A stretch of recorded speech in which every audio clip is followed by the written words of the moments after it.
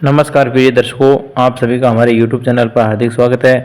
दोस्तों, आज के वीडियो में आप जानेंगे कि गणेश जी का व्रत क्यों किया जाता है और ये जो भाद्रपद की शुक्ल पक्ष की चतुर्थी है, इसी को गणेश जी का ये व्रत क्यों किया जाता है, इसके पीछे क्या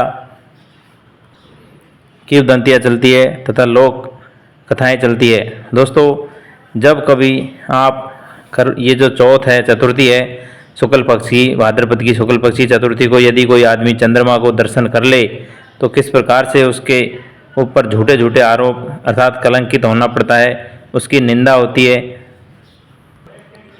इस वीडियो में आप ये भी देखेंगे कि किस प्रकार से चंद्रमा ने भगवान गणेश का मजाक अर्थात उपहास उड़ाया और भगवान गणेश ने किस प्रकार से चंद्रमा को श्राप दिया, जिसकी वजह से आज भी कोई चतुर्थी का चांद कोई नहीं देखता है। दोस्तों, इस वीडियो में आप यह भी जानेंगे कि भगवान कृष्ण और जामवंत का युद्ध क्यों हुआ और इसके पीछे क्या घटना थी, और दोस्तों ऐसा कौन सा कलंक था जिसको उतारने के लिए स्वयं भगवान कृष्ण को गणेश चतुर्थी का व्रत करना पड़ा। दोस्तों, पूरा वीडियो देखने के लिए बने रहिए हमारे साथ। नमस्कार प्रिय दर्शकों, आप सभी जानते हैं कि अभी गणेश जी का उत्सव चल रहा है, जो कि चतुर्थी से लेकर के चतुर्दशी अर्थात अमावस्या तक ये चलेगा। 10 दिन का ये अवसर होता है। दोस्तों, इस वीडियो में आपको मैं बताऊं कि जिस आदमी को भी कलंक लग जाता है, कलंकित हो जाता है, भले ही झूठा ही आरोप लगा हो, तो उस आरोप को, उस निंदा को हटाने के लिए भगवान गणेश जी की शरण में जाना पड़ता है। भगवान गणेश आप सभी जानते हैं कि बुद्धि के दाता हैं, सर्वप्रथम पूज्य है। दोस्तों, अब मैं कहानी पे आता हूँ। एक बार द्वारकाधीश जो द्वारकापुरी है, जो कि आप सभी जानते हैं भगवान कृष्ण की नगरी है, स्वयं भगवान विश्वकर्मा के द्वारा बनाई गई स्वर्णमयी ये द्वारकापुरी है। दोस्तों, आप सभी जानते हैं कि जो मगध नरेश जरासंध थे, इन्होंने मथुरा के ऊपर कई बार आक्रमण किया, तो भगवान श्री कृष्ण इनके ऊपर आक्रमण नहीं करना चाह रहे थे, इसीलिए वहाँ से भाग करके आ गए थे। इसीलिए इनको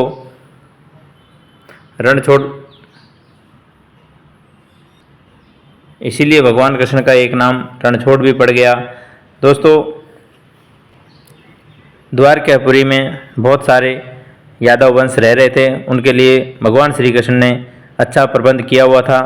आप सभी को मालूम होगा, जो 16,000 कन्याएं एक राक्षस ने हरण कर लिया था, उनके लिए भी भगवान श्री कृष्ण ने 16,000 महल बनवाए, 56 तरह के पकवान बनवाए। इस प्रकार से सभी लोग कुशल मंगल आनंद पूर्वक भगवान का नाम लेते और खुशी से यहाँ रह रहे थे। लेकिन दोस्तों, एक यादवों का एक आदमी जिसका नाम था, इनके 2 बेटे थे, एक प्रसेनजीत और एक सत्राजित।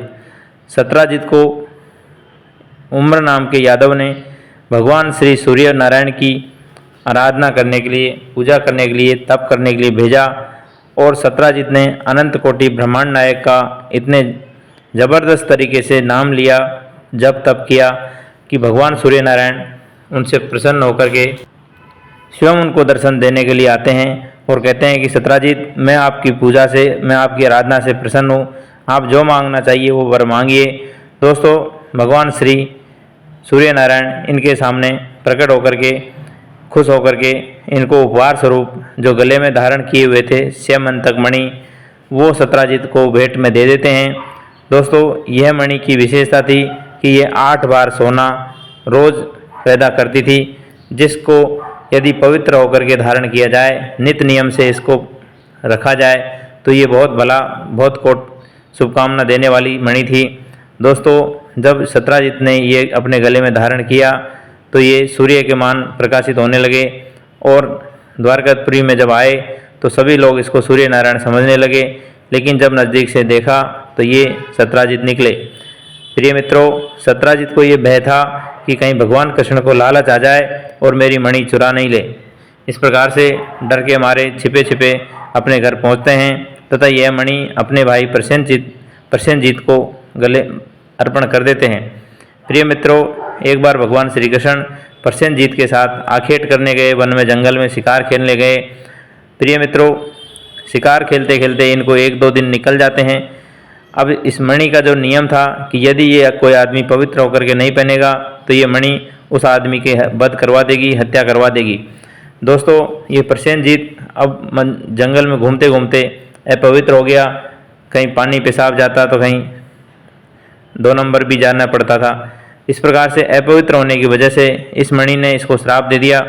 और थोड़ी देर के बाद उसी जंगल में एक शेर आता है और प्रसेनजीत को मार देता है। मार करके इनके गले में जो स्यमंतक मणि थी उसको वो शेर ले जाता है। प्रिय मित्रों, उसी जंगल में एक रीछ जो कि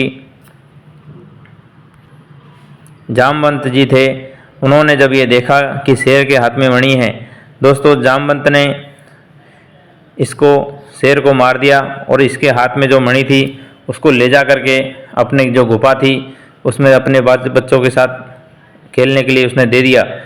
प्रिय मित्रों, कई दिनों के बाद जब भगवान श्री कृष्ण बिना प्रसेनजीत के अकेले लौटे तो वहाँ पर द्वारकापुरी में सब लोग कहने लगे कि भगवान श्री कृष्ण ने मणि के लालच में आकर के हमारे प्रसेनजीत को मार दिया है। दोस्तों, न चाहते हुए भी भगवान श्री कृष्ण के ऊपर ये कलंक लग गया। अब भगवान श्री कृष्ण बड़े परेशान, जो दोष जो गलती उनने किया ही नहीं उसको पाप क्यों लगे, उसका कलंक क्यों लगे। इन्होंने जाने माने कई बड़े बड़े लोग अपने साथ लिए और जंगल में रवाना हो गए। घूमते घूमते इन्होंने प्रसेनजीत की लाश देखी। फिर वहाँ से खुद जो पदचिन्ह जा रहे थे शेर के, उसके हिसाब से थोड़ा आगे चले तो शेर की लाश देखी। उसके बाद में जो आगे बढ़ते बढ़ते लहू के खून के जो निशान थे उनको देखते देखते आगे जा कर के जामवंत की गुफा पर पहुंच जाते हैं। अब दोस्तों, जामवंत की गुफा कहते हैं कि 400 कोस लंबी थी और बाकी सभी द्वारकापुरी लोगों को कह दिया कि आप इस गुफा के किनारे खड़े हो जाइए, मैं अंदर जा कर के स्यमंतक मणि की तलाश करता हूँ। अब प्रिय दर्शकों, जैसे ही भगवान श्री कृष्ण अंदर घुसे तो उन्होंने अपने तेज से प्रकाश उजाला किया और बढ़ते चले गए। वो गुफा कहा जाता है कि 400 कोस लंबी थी और ये जामवंत कोई दूसरे नहीं, जो राम के अवतार में जिन्होंने भगवान की सेना में योगदान दिया था, लेकिन भगवान के कहने पर भी इन्होंने युद्ध नहीं कर पाए थे क्योंकि इनको उस समय बुढ़ापा था। उसी समय भगवान श्री राम ने कह दिया था कि मैं आपको युद्ध करने का मौका दूंगा। अब दोस्तों, आज इनका युद्ध यहाँ पर होने जा रहा है।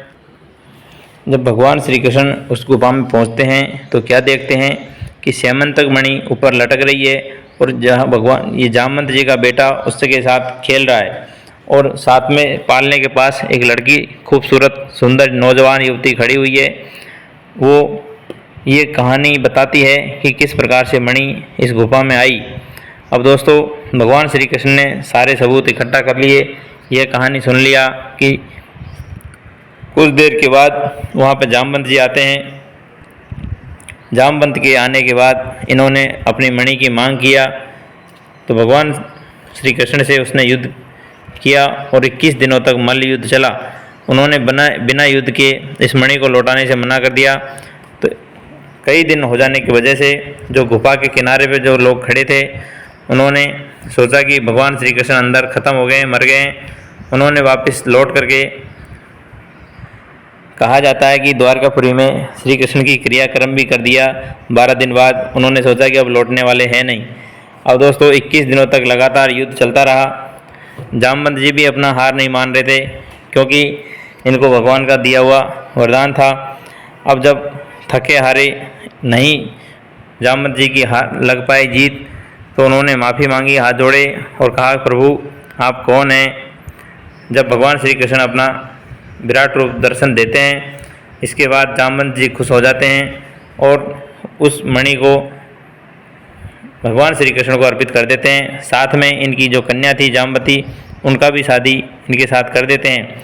भगवान श्री कृष्ण खुशी खुशी इस मणि को तथा अपनी रानी जो कि जामवती है उनको लेकर के अयोध्या में द्वारकापुरी में आ जाते हैं।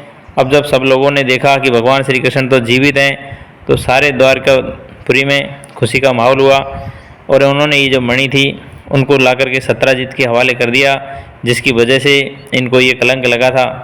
दोस्तों आगे सत्राजित के भी एक बेटी थी जिसको सत्यभामा कहते हैं। अब प्रिय दर्शकों, सत्यभामा जी मणि को मिलते ही बड़े शर्मिंदा हुए। जिन्होंने पहले भगवान श्री कृष्ण पर चोरी का आरोप लगाया था, वो अब मणि पा करके अपना लज्जा को महसूस कर रहे हैं। अब उन्होंने भगवान श्री कृष्ण के पैरों में पड़ के माफ़ी मांगी और जो स्यमंतक मणि थी उसको अपने पास रख लिया तथा जो सत्यभामा जो इनकी लड़की थी उसको भगवान श्री कृष्ण को अर्पण कर देते हैं, उनकी शादी उनके साथ करवा देते हैं। अब प्रिय दर्शकों, कुछ दुष्ट लोग भी थे, सत, धनवा, अक्रूर, इस प्रकार के लोग जो सत्राजित से जलते थे। एक दिन भगवान श्री कृष्ण द्वारकाधीशपुरी में नहीं थे तो उन्होंने मौका पाकर सत, धनवा ने सत्राजित की हत्या कर दी और मणि को लेकर अक्रूर जी काशी में चले जाते हैं। अब दोस्तों जब वापस श्री कृष्ण भगवान लौटते हैं तो सत्यभामा ने सब कुछ कहानी बताई। अब दोस्तों इस प्रकार से कई हत्याएं भी हुई और भगवान श्री कृष्ण को कलंक भी झेलना पड़ा। एक बार भगवान श्री कृष्ण और बलराम जी में भी अनबन हो गई तो भगवान बलदेव जी इनको छोड़ करके विदर्भ चले जाते हैं। इस प्रकार से भगवान श्री कृष्ण को कई बार कलंकों का सामना करना पड़ा। इस सभी कलंकों से मुक्ति पाने के लिए भगवान श्री कृष्ण नारद के पास जाते हैं। नारद जी इनको कहानी बताते हैं कि कभी कोई आदमी भाद्रपद की शुक्ल चतुर्दशी के दिन यदि चंद्रमा का दर्शन कर लेता है तो उसको इसी प्रकार से कलंक, निंदा का सामना करना पड़ता है। दोस्तों कहते हैं कि जो कृष्ण पक्ष की द्वादशी द्वितीय तिथि होती है उसका दर्शन कर ले, चांद का तो कोई दिक्कत नहीं, लेकिन चतुर्थी का दर्शन नहीं करना चाहिए। एक बार भगवान गणेश अपने मस्त मौला अंदाज में झूमते हुए चूहे की सवारी कर रहे थे। ऊपर से चंद्रमा जो कि आकाश में खिला हुआ था, उसने जब देखा कि लंबी सूंड वाला हाथी जैसा मोटा मगरमच्छ जैसा आदमी चूहे जैसे छोटे आदमी पर सवारी कर रहा है, तो यह देख करके भगवान चंद्रमा ने इनके ऊपर उपहास किया, मजाक किया, हंसी आ गई।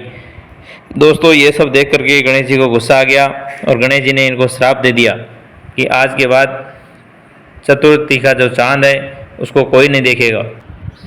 यदि कोई आदमी भूल से भी चंद्रमा का दर्शन कर लेता है चतुर्थी के दिन तो उसको भगवान गणेश का लड्डू के साथ, मिठाइयों के साथ भोग लगा करके, जो गणेश चतुर्थी की कथा में आता है, ऐसा व्रत इनको करना चाहिए, तब जा कर के ये कलंक मिट जाता है।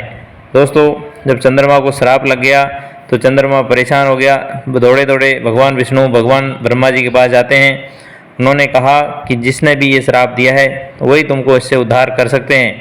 दोस्तों चंद्रमा जी गणेश जी के पास आते हैं और उनसे कहते हैं कि भगवान मुझे माफ़ कर दो, मैंने आपका उपवास किया। चंद्रमा भगवान श्री गणेश से कहते हैं कि हे भगवान मुझे माफ़ कर दो और मुझे पहले जैसा बना दीजिए, मेरे सभी लोग पहले जैसा चंद्र दर्शन करें। गणेश जी कहते हैं कि यह श्राप वापस नहीं लिया जा सकता और चतुर्थी का चांद के दर्शन कोई भी आदमी कभी ज़िंदगी में नहीं कर सकता है। यदि किसी के ऊपर दर्शन करने ही है तो कृष्ण पक्ष की द्वितीया से लगातार दर्शन करें तो कोई आपत्ति नहीं कर सकते हैं। दोस्तों इस प्रकार से कहते हैं कि भगवान श्री गणेश का दिया हुआ श्राप चंद्रमा आज भी झेल रहा है। तब से लेकर के आज तक ब्रह्मा, विष्णु, महेश तथा सभी लोग भगवान श्री कृष्ण को दुर्वा अर्पित करते हैं तथा अष्ट सिद्धि और नवनिधि के साथ इनकी पूजा करते हैं। इनका जन्मदिन जैसा मनाया जाता है। दोस्तों कहानी और भी अलग अलग तरह की है, जिसमें भगवान श्री गणेश जब माता पार्वती इनको चौकीदार के रूप में, गेट कीपर के रूप में खड़ा कर दिया था, तो जब भगवान श्री शंकर भगवान लौटे तो इन्होंने इनको अंदर आने से मना कर दिया। इस वजह से भगवान श्री शिव ने गुस्से में आकर इनकी गर्दन काट दी। जब अंदर आए तो पार्वती माता ने 2 थाली में भोजन लगाया और पूछने लगी। भगवान शंकर कहते हैं कि दूसरी थाली में किसका भोजन? माता पार्वती कहती है कि मेरा पुत्र है श्री गणेश जी, उनके लिए मैंने थाली लगाई है, जो बाहर दरवाजे पर खड़ा होगा। दोस्तों जब ये सब बात भगवान महादेव ने सुनी तो उनके पैरों नीचे से ज़मीन निकल गई और उन्होंने कहा कि मैंने उसको तलवार से मस्तक से अलग कर दिया है, गर्दन काट दिया है। दोस्तों माता पार्वती ने जैसे ही ये बात सुनी वो रुदन मचाने लगी। उसके बाद भगवान शिव ने अपना आदेश दिया कि जो भी आदमी सबसे पहले मिले, जो भी जानवर, उसका गर्दन ले आइए, मैं इसको लगा करके, कहा जाता है कि जो भी माता अपने बच्चे से पीठ करके बैठी हो उसका बच्चा ले आइए, मैं इसको तुरंत, उसका गर्दन ले आइए, तुरंत इनको लगा करके ज़िंदा कर दूंगा। तो दोस्तों, इनके जो सैनिक थे, गण लोग थे, गए और एक हाथनी जो अपने बच्चे से मुंह फेर के बैठी थी, तो उसी बच्चे का, हाथी का जो मस्तक ले आए और मंत्रोच्चार के साथ भगवान गणेश के लगा दिया और भगवान महादेव ने इनको जिंदा कर दिया। कहा जाता है दोस्तों, वह दिन गणेश चतुर्थी का दिन अर्थात भाद्र शुक्ल चतुर्थी का दिन था, इसीलिए गणेश चतुर्थी का व्रत किया जाता है। दोस्तों, ये थी गणेश चतुर्थी की पावन पवित्र कथा, जिसमें मैंने आपको बताया कि जिस भी आदमी को बिना वजह से कलंक लग जाता है, जैसे कि चंद्रमा को लगा था, जिन्होंने भगवान गणेश का उपवास किया था, तो ये जो कलंक है इसको मिटाने के लिए चतुर्दशी का, भगवान गणेश की चतुर्थी तिथि का व्रत किया जाता है। और दोस्तों, जिस प्रकार से जामवंत और कृष्ण का युद्ध हुआ, जो कि पूर्व नियोजित था, त्रेता युग का था, ऐसी थी भगवान श्री कृष्ण, जामवंत जी, जामवती और सत्यभामा, सत्राजीत और प्रसेनजीत की कहानी। दोस्तों, कहानी अच्छी लगी हो तो वीडियो को ज़रूर से ज़रूर लाइक करें, कमेंट में जय श्री कृष्ण लिखना ना भूलें।